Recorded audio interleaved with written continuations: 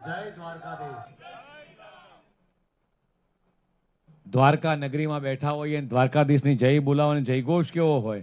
બોલો જય દ્વારકાધીશ, જય દ્વારકાધીશ, શિવ શિવ, ભારત માતા કી વંદે.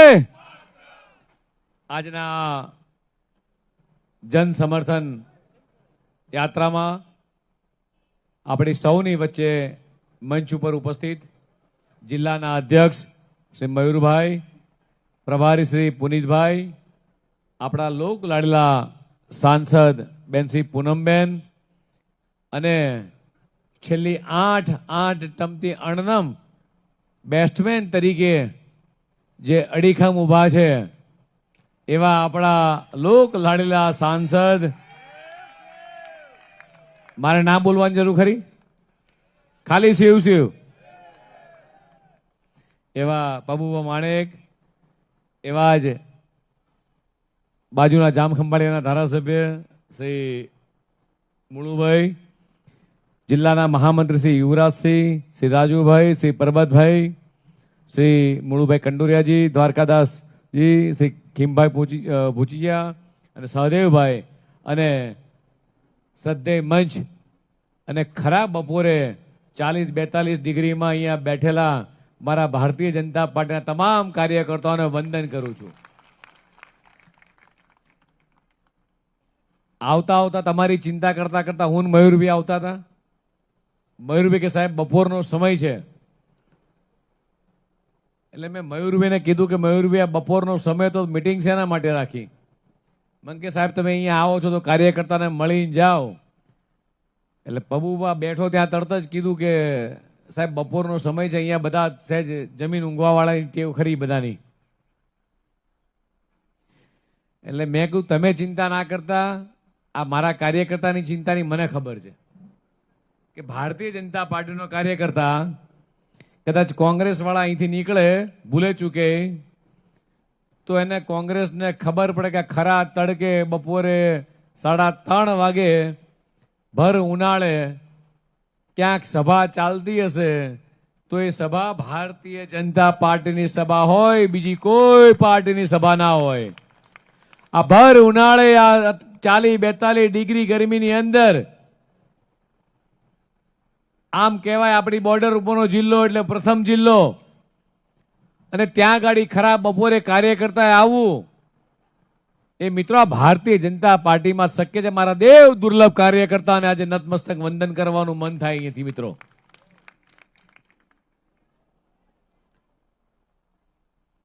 પૂનમબેને ઘણી બધી વાત કરી, પબુભાઈએ વાત કરી, ગુજરાતમાં વિકાસની વાતો કરી, આપણા જિલ્લામાં જે વિકાસ થયો એની વાતો કરી, મયુરભાઈએ વાતો કરી. મારે અહીંયા બેઠેલા મિત્રોને પબુભાઈ એમ પૂછવું છે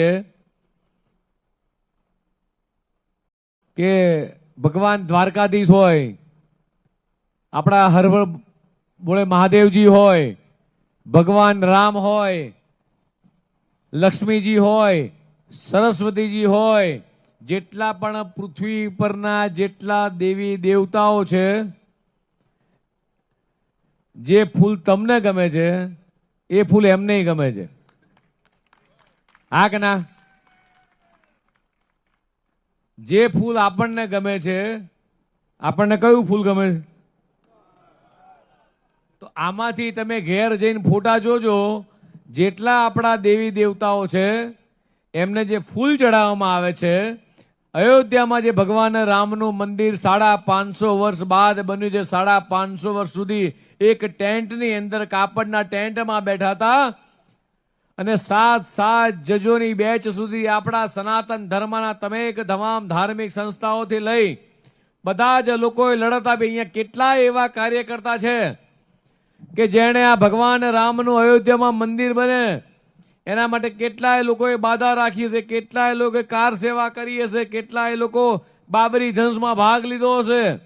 એવા કેટલાય કાર્યકર્તાઓ કે જેણે જિંદગી પૂરી થઈ ગઈ માત્ર વચનો વચનો વચનો, પણ 550 વર્ષ બાદ આભાર માનીએ દેશના પ્રધાનમંત્રી માનનીય મોદી સાહેબનો કે 7 જજોની બેચના ચુકાદાની સાથે જ અયોધ્યામાં ભવ્ય રામ મંદિર મિત્રો બન્યું, ભવ્યથી ભવ્ય રામ મંદિર. અને જે ભગવાન રામ જ્યાં બિરાજમાન છે, જે મૂર્તિ છે, એ મૂર્તિની નીચે પણ કદાચ તમે જે ફૂલ જોશો, આમાં અયોધ્યા કોઈ જઈ આવ્યું છે કે નહીં? જાજા જઈ આવ્યા છે બહુ. એ મૂર્તિની નીચે જે ફૂલ છે, એ ફૂલે એટલે કમળનું ફૂલ છે, એની ઉપર ભગવાન રામ બિરાજમાન છે. હમણાં સવારે ખંભાળિયા મારી આવી જ કાર્યકર્તાઓની બેઠક હતી. મને મયુરભાઈ કહેતા હતા કે સાહેબ 162 જેટલા આ જિલ્લાના આપણા કમળના ઉમેદવારો એ પ્રજાની વચ્ચે જવાના છે. એટલે મેં મયુરભાઈને કીધું કે મયુરભાઈ ઇલેક્શન આવે એટલે જ જાવ છે? એટલે કે ના ના સાહેબ, પણ મયુરભાઈ કહે કે ના, કે મને ભરોસો છે આ ભારતીય જનતા પાર્ટીના કાર્યકર્તા પર કે ઇલેક્શન હોય કે ના હોય 365 દિવસ સુધી સતત પ્રજાની જોડે રહેવા વાળો કાર્યકર્તા હોય તો ભારતીય જનતા પાર્ટીનો કાર્યકર્તા છે. અને એટલા માટે મને ભરોસો છે મિત્રો કે આ ખરા બપોરે 40-42 ડિગ્રીમાં જો ભારતીય જનતા પાર્ટીનો કાર્યકર્તા આવી શકતો હોય તો આ જિલ્લાની 162 ઉમેદવારો, આખા ગુજરાતની અંદર 10,000 કરતા વધારે ઉમેદવારો, તો મિત્રો તમારી મારી ફરજ શું? હમણાં પૂનમબેને બધા કામો ગણાયા. મારે તમને પૂછવું છે કેટલી પ્રકારના કામો થયા છે? કોણ મને કહેશે? એ સામે બેઠેલા જેટલા ભારતીય જનતા પાર્ટીના કાર્યકર્તા કેટલા કામો થયા છે વિકાસના? કોણ કહેશે મને? એક કામ કહો. રોડ, 1 મિનિટ, રોડ, રસ્તા, ગટર, લાઇટ, 24 કલાક લાઇટ, ખેતરોમાં દિવસે લાઇટ, સૌની યોજના થકી પાણી, ઘેર ઘેર શૌચાલય, ચકલી ખોલો એટલે નળમાં પાણી, આયુષ્માન કાર્ડ, પછી કિસાન સન્માન નિધિ, પછી ટેકાના ભાવની ખરીદી. આ વખતે માનનીય મુખ્યમંત્રી ભૂપેન્દ્રભાઈ પટેલે 15,000 કરોડ રૂપિયાની ટેકાના ભાવની ખરીદી કરી. હમણાં પૂનમબેન કહેતા હતા અતિવૃષ્ટિ હતી એટલે ખેડૂતોને આશા હોય કે જે ભારતીય જનતા પાર્ટીના જે કમળના વોટ બટન ઉપર વોટ દબાયા છે, આ પાર્ટી ક્યારેય ખેડૂતોને નિરાશ નહીં કરે. અતિવૃષ્ટિના વરસાદની વચ્ચે ભારતીય જનતા પાર્ટીના માન્ય ભૂપેન્દ્રભાઈ પટેલની સરકારના તમામ મંત્રીઓ, માન્ય મુખ્યમંત્રી પોતે, તમારા પ્રદેશ અધ્યક્ષ પોતે એક ખેડૂતોની વચ્ચે કેડસમાં પાણીમાં હતા. આપણા સાંસદ સભ્યો હોય કે આપણા ધારાસભ્ય હોય, આ બધા જ ખેડૂતોની વચ્ચે હતા.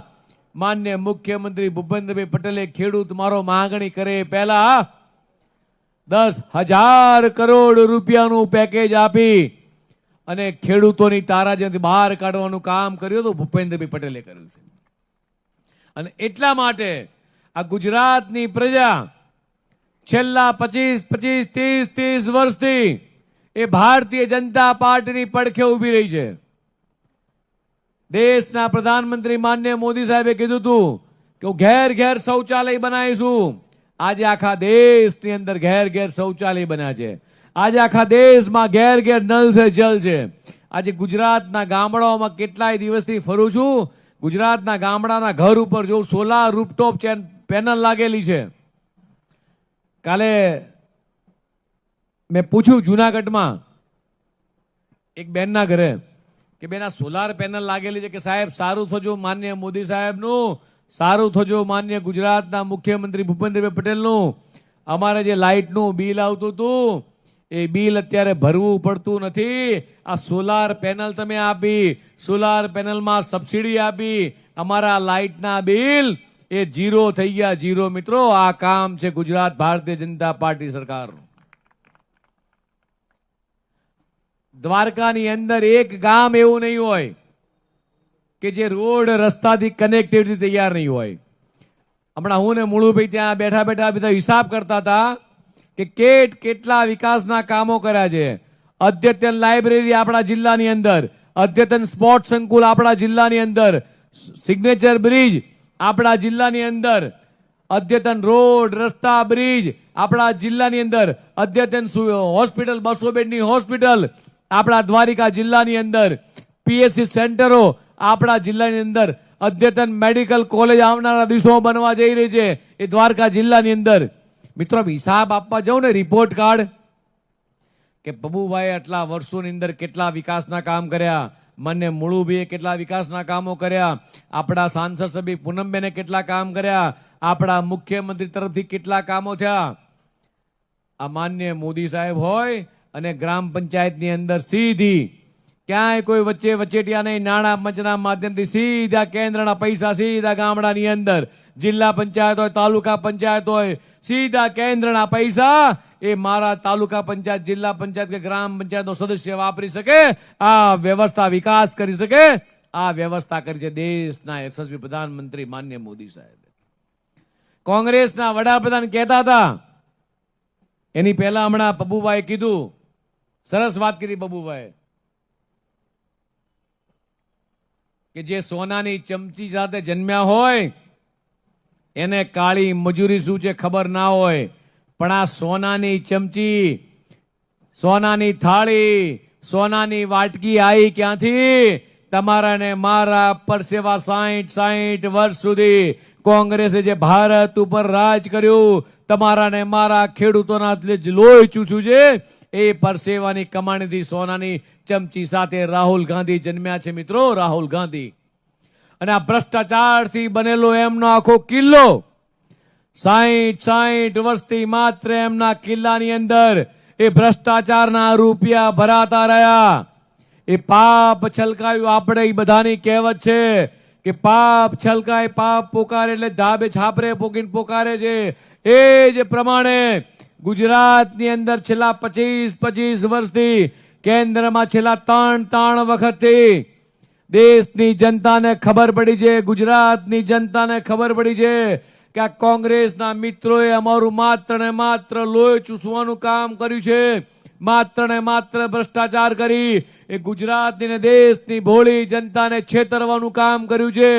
અને આજે છેલ્લા 140 કરોડ જનતાએ આ 3 ટર્મથી આ કોંગ્રેસનો જે કિલ્લો હતો ભ્રષ્ટાચારથી ભરેલો, એ કકડ ભગડ ભૂસ થયું, એના કાંકરા ખરવા માંડ્યા છે. આગામી દિવસોની અંદર, આવનારા વર્ષો સુધી હજી આ કોંગ્રેસનો કિલ્લો ક્યારે ઉભો નહીં થાય એવી મને ચોક્કસ ભરોસો છે મિત્રો. એવી કેટલીય વાતો છે મિત્રો કે સવારથી સાંજે પડી જાય, જ્યાં માનવી ત્યાં સુવિધાના સંકલ્પ સાથે ભારતીય જનતા પાર્ટી કામ કરી રહી છે, અંત્યોદય ને છેવાડાના વ્યક્તિ સુધી. આમ કહેવાય કે આ બોર્ડરનો જિલ્લો, આમ રાજ્યનો પ્રથમ જિલ્લો, અહીંથી લઈને કચ્છ સુધી હોય કે ડાંગ સુધી હોય કે આમ પંચમહાલ સુધી હોય, કોઈ પણ જિલ્લાનું કોઈ એક ગામ કે ખેતર નથી ત્યાં 24 કલાક વીજળી ના હોય, કોઈ એક ગામ નથી ત્યાં જ્યાં રોડની કનેક્ટિવિટી ના હોય, કોઈ એક તાલુકા સેન્ટર એવું નથી આ પીએચસી સીએચસી સેન્ટર ના બની હોય. દરેક જગ્યાએ અદ્યતન આધુનિક શાળાઓ હોય, કોલેજ હોય, રોડ રસ્તા, દરેક વસ્તુનો આ વિકાસ કરવાનું કામ કર્યું છે એ દેશના યશસ્વી પ્રધાનમંત્રી માન્ય મોદી સાહેબ મિત્રો. અને એ જ રીતે ગુજરાતની અંદર છેલ્લા 25 વર્ષથી આ ભારતીય જનતા પાર્ટીની સરકાર જે તે કામ કરી રહી છે, આ વિકાસની રાજનીતિની ભેટ એ કોઈએ આપી હોય મિત્રો, ભારતીય જનતા પાર્ટીની સરકારે આપી છે. અને એટલા માટે જ્યારે સવારે ત્યાં ખંભાળિયાએ કીધું હતું, અત્યારે અહીંયા પબુબા બેઠા છે એટલે તો ખૂબ શિવભક્ત છે, એટલે પબુબા આપણે બધાએ એક સંકલ્પ લેવો પડે કે આ જિલ્લાની 162 સીટ તો ખરી જ, પણ સાથે સાથે આપણા ભગવાન શિવના ચરણોમાં વંદના કરીએ, દ્વારકાધીશના ચરણોમાં અરજ મૂકીએ, હે દ્વારકાધીશ, તારા ચરણોમાં અમે સૌ આયા છીએ. આ ગુજરાતની 10,000 સીટની આખો જીતનો કમળ અમારા તમારા ચરણોમાં મૂકવો છે મિત્રો. આ કાર્ય કરતા આજે સંકલ્પ લઈને અહીંથી છૂટો પડશે મિત્રો. માત્ર દ્વારકાના 162 નહીં, તમે દ્વારકા વાસીઓ મયુરભાઈ, પબુબા અને પૂનમબેન મુળુભાઈની જોડે જજો. 162 કમળ લઈ અને જ્યારે હું અહીંયા આવું, આ 10,000 કમળની જીત લઈ, ત્યારે આપણે સૌ ભેગા થઈ મિત્રો એ દ્વારકાની અંદર દ્વારકાધીશને 10,000 કમળનો ચડાવો ચડાવીએ. હમણાં ક્યાંક ગયો એટલે મને મીડિયાના મિત્રો પૂછતા હતા કે સાહેબ તમે કેટલી જીતથી કેટલી સીટો પર જીતશો. મેં કીધું ભાઈ ભારતીય જનતા પાર્ટી એક એવી પાર્ટી છે કે જેના ઉમેદવારો 10,000 સીટ ઉપર ચૂંટણી લડે છે. કેટલા? 10,000 સીટ ઉપર આખા રાજ્યની અંદર. કોંગ્રેસ પાસે ઉમેદવાર નથી. કોંગ્રેસમાં કેટલીય સીટો પર ઉમેદવાર નથી. જે બીજા પરચુરણિયા ફરે છે, નામ આપવાની જરૂર છે? નામ આપવાની જરૂર છે ભાઈ? નથી જરૂર ને. એની પાસે માંડ ગણ્યા ગાંઠ્યા ઉમેદવાર છે. આજે તમને જાણીને નવાઈ લાગશે, 300 કરતાંય વધારે સીટો પર એ ભારતીય જનતા પાર્ટીનો ભગવો અત્યારે ચૂંટણી પહેરા લહેરાઈ ચૂક્યો છે. 300 કરતા વધારે સીટો ઉપર બિનહરીફ સીટો ભારતીય જનતા પાર્ટી થઈ છે. અને જે પાર્ટીના લોકોએ, કોંગ્રેસ હોય કે બીજા હોય, એ લોકોના ઉમેદવારો કોંગ્રેસને હંતાડવા પડે છે. ક્યારો ભાગી જશે તો? મુળુભાઈ, પબુભા, અત્યારે પરિસ્થિતિ એ થઈ છે કે કોંગ્રેસો એના જે ઉમેદવારના ફોર્મ ભર્યા છે એ ઉમેદવારને હંતાડવા પડે છે. જેમ કબાટમાં આપણે રૂપિયા તિજોરી બંધ કરીએ એમ કોંગ્રેસે એના ઉમેદવારોને તિજોરી બંધ કરવા માંડ્યા છે. ક્યારે ક્યાંક છટકી જાય તો. એટલે હમણાં પબુભાઈએ કીધું એમ કે જ્યાં તળિયામાં કાણું પડ્યું હોય એ તળિયું હંધાય નહીં. દરિયાના તળિયામાં કાણું પડે, દરિયાનું તળિયું હંધાય ખરું? એવી રીતે કોંગ્રેસના તળિયામાં કાણું પડી ગયું છે. કોઈ કાળે આ કાણું હંધાય એમ નથી. આ કાણું હાંધી શકે તો આ મારી સામે બેઠેલો કાર્યકર્તા હાંધી શકે એમ છે. અને મને પૂરેપૂરો ભરોસો છે મિત્રો તમારી વાત ઉપર. જે કાર્યકર્તા પોતાના પ્રદેશ અધ્યક્ષ આવતા હોય, સાંસદ, ધારાસભ્ય આવતા હોય, એના માટે પોતાની ઊંઘ બગાડી ઘર બાર તડકો છાંયડો જોયા વગર 42 ડિગ્રી કાર્યકર્તા ભાજપનો જ આવી શકે, બીજો કોઈ નો આવી શકે ભાઈ. અને એટલે મિત્રો મને આજે તમારી સૌની પર ભરોસો છે મિત્રો. દેશના પ્રધાનમંત્રી માનનીય મોદી સાહેબ દ્વારા જે રીતે આખી રાષ્ટ્રની સુરક્ષાની વાતો થઈ છે મિત્રો, જેટલા પણ આપણે વચનો આપ્યા હતા, આ તમામે તમામ વચનો ભારતીય જનતા પાર્ટીની સરકારે પૂરા કર્યા છે. 370 ની કલમ હોય તો 370 ની કલમ આપણે દૂર કરી. અયોધ્યામાં રામ મંદિર, એ મિત્રો આપણે અયોધ્યામાં રામ મંદિર જોયું. ટ્રિપલ તલાક આપણે દૂર કરી. યુસીસી નો કાયદો હમણાં જ વિધાનસભાની અંદર આ બંને ધારાસભ્યો મિત્રો અહીંયા હાજર હતા. દેશનું આ બીજું રાજ્ય બન્યું છે કે સમાન સિવિલ કોર્ટ, બધા જ માટે એક જ સરખો કાયદો મિત્રો. હમણાં અમે આવતા ત્યારે મારે ત્યાં સવારે જ વાત થઈ કે જે રીતે કાશી વિશ્વનાથ કોરિડોર બન્યો છે, ઉજ્જૈન મહાકાલનો કોરિડોર બન્યો છે, અત્યારે અંબાજી ખાતે પણ અંબાજીનો આખો ડેવલપમેન્ટ ઓથોરિટી બની છે, અંબાજીનો આખો વિકાસ થઈ રહ્યો છે, સોમનાથનો જે રીતે વિકાસ થઈ રહ્યો છે, એવી જ રીતે દ્વારિકા નગરીનો રૂપિયા 1500 કરોડના ખર્ચે સરકારે મંજૂર કર્યા છે. આગામી દિવસોની અંદર છેલ્લા કેટલાય વર્ષોથી જે રીતે ટુરિઝમ વધ્યું છે એવી જ રીતે લોકો ભક્તિમય થવા માટે આખા દ્વારકાની અંદર મિત્રો આવવાના છે. અત્યારે બેને કીધું એમ કે રોજના લાખ લોકો આવે છે. આના કરતા મોટું મહેરામણ જ્યારે કોરિડોર બની જશે મિત્રો, એ ત્યારે દર્શન કરવા આવવાના છે.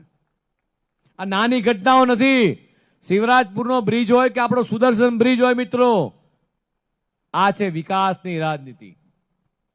કાલે હું ક્યાંક કહેતો હતો બબુભા કે કોંગ્રેસના મિત્રો કદાચ આઈને પૂછે મુળુભાઈ કે વિકાસ થયો છે કે નહીં, તમને કદાચ કોઈક વડીલોને પૂછે તો તમારે ખાલી એટલું જ કહેવું. મેં કાલ કીધું જુનાગઢમાં કે તારનો વાયર જાય છે, થાંભલાનો વાયર જાય તારનો, અડી જો પાવર આવે છે કે નહીં. જો તારમાં ધોળે દિવસે પાવર આવતો સમજી લેવાનો વિકાસ થયો છે. આ ભારતીય જનતા પાર્ટીએ વિકાસ કર્યો છે. કોંગ્રેસના વખતમાં દિવસે કે રાતે પાવર નતો આવતો અને મારા ખેડૂતોની ચિંતા કરી હોય તો એ વખતના તત્કાલીન મુખ્યમંત્રી માનનીય નરેન્દ્રભાઈ મોદીએ કરી હતી. ચૂલા પર આપણે રસોઈ કરતા હતા, સાંજના સમયે વાળું ટાઈમે લાઈટ નથી. આ 24 કલાક વીજળી આપી હોય તો દેશના પ્રધાનમંત્રી માનનીય મોદી સાહેબે જ્યારે ગુજરાતના મુખ્યમંત્રી ત્યારે આપી છે મિત્રો. એટલે કોંગ્રેસના મિત્રોને કદાચ ભૂલે ચૂકે આવી જાય. આમ તો પબુભાઈ જય શિવ સાથે કીધું છે, પૂનમબેને કીધું છે, મયુરભાઈએ કીધું છે, એ બધાએ તો ભલે કીધું, પણ મને સૌથી મોટો ભરોસો હોય ને તો તમારા બધા ઉપર છે કે આ વખતે આ જિલ્લાની 162 એમને ભરોસો તમારા ઉપર જ છે ભાઈ. એમણે તમારા કારણે હા પાડી છે. બબુભાઈ તમારી જોઈને હામું જો ના પાડી છે અને એવી રીતે હું તમારી હામું જો ના પાડું છું. અને તમારા ભરોસાને કારણે આગામી દિવસોની અંદર ગુજરાતની અંદર 50,000 બૂથની અંદર કાર્યકર્તા લડી રહ્યો. કેટલા? 50,000 બૂથની અંદર કાર્યકર્તા લડી રહ્યો છે. ત્યારે વધારે વિશેષ વાત ન કરતા હું ચોક્કસ કહીશ છેલ્લે અહીંયા જેટલા પણ કાર્યકર્તા મિત્રો, વડીલો, માતાઓ, બહેનો છે, હું ચોક્કસ કહીશ કે 26 તારીખ સુધી આપણા બૂથની અંદર 100% મતદાન કઈ રીતે થાય એ દિશામાં મિત્રો કામ કરીએ. આજથી જ લાગી પડીએ આપણે. આ 10 દિવસ છે આપણી પાસે. આ 10 દિવસ આપણા બૂથને કઈ રીતે મજબૂત કરીએ. બૂથ જીતા તો સબકુછ જીતાના સંકલ્પ સાથે મિત્રો સૌ આગળ વધીએ. ભારત માતા કે જય, વંદે માતરમ.